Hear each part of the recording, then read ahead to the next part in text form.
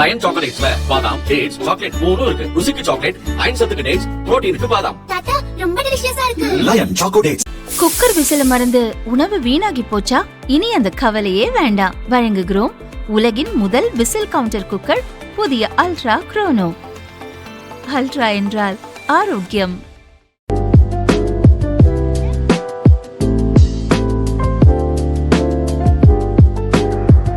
அரசு பஸ்களில் மகளிர் இலவச பயண திட்டம் விரிவாக்கம் செய்யப்படும் என்ற முதல்வரின் அறிவிப்பு தனியார் பஸ் உரிமையாளர்கள் மத்தியில் கலக்கத்தை ஏற்படுத்தியுள்ளது.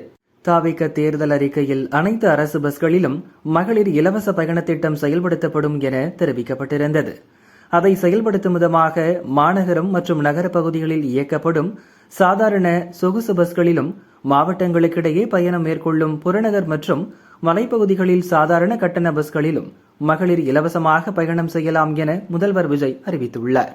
மகளிர் கட்டணமில்லா பயண திட்டத்தை விரிவுபடுத்தி பெருமளவில் பயனளித்திடும் விதமாக மாநகரம் நகரங்களில் சாதாரண பேருந்துகள் மட்டுமின்றி மாநகரம் நகர்பகுதிகளில் இயங்கும் எக்ஸ்பிரஸ், எல்எஸ்எஸ், டீலக்ஸ் அரசு பேருந்துகளிலும் மகளிர் கட்டணமில்லா பயணங்கள் மேற்கொள்ளலாம். மேலும் கூடுதலாக மாவட்டங்களுக்கிடையே பயணம் மேற்கொள்ள ஏதுவாக புறநகர் மற்றும் மலைப்பகுதிகளில் சாதாரண கட்டண பேருந்துகளிலும் மகளிர் கட்டணமில்லா பயணங்கள் மேற்கொள்ளலாம். இந்த விரிவாக்க திட்டத்தால் தனியார் பஸ்களில் பெண் பயணியரின் எண்ணிக்கை முற்றிலும் குறைந்துவிடும் என கூறி தனியார் பஸ் ஊழியர்கள் சேலம் உள்பட பல்வேறு இடங்களில் நேற்று ஆர்ப்பாட்டம் நடத்தினர். இதுகுறித்து தனியார் பஸ் உரிமையாளர்கள் சிலர் கூறியதாவது: தமிழகத்தில் 4600 தனியார் பஸ்கள் இயக்கப்படுகின்றன. 2018ஆம் ஆண்டுக்கு பின் தனியார் பஸ் கட்டணம் மாற்றி அமைக்கப்படவில்லை. கடந்த 2018இல் 1 லிட்டர் டீசல் விலை 63 ரூபாய், தற்போது 100 ரூபாயாக உள்ளது.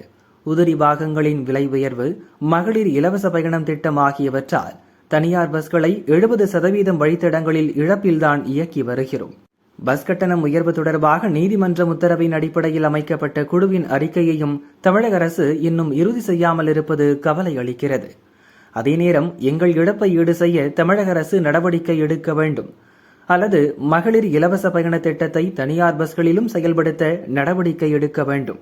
அப்படி செய்யும் போதுதான் கட்டண இழப்பீட்டை அரசிடமிருந்து பெற முடியும் என்று அவர்கள் கூறினர்.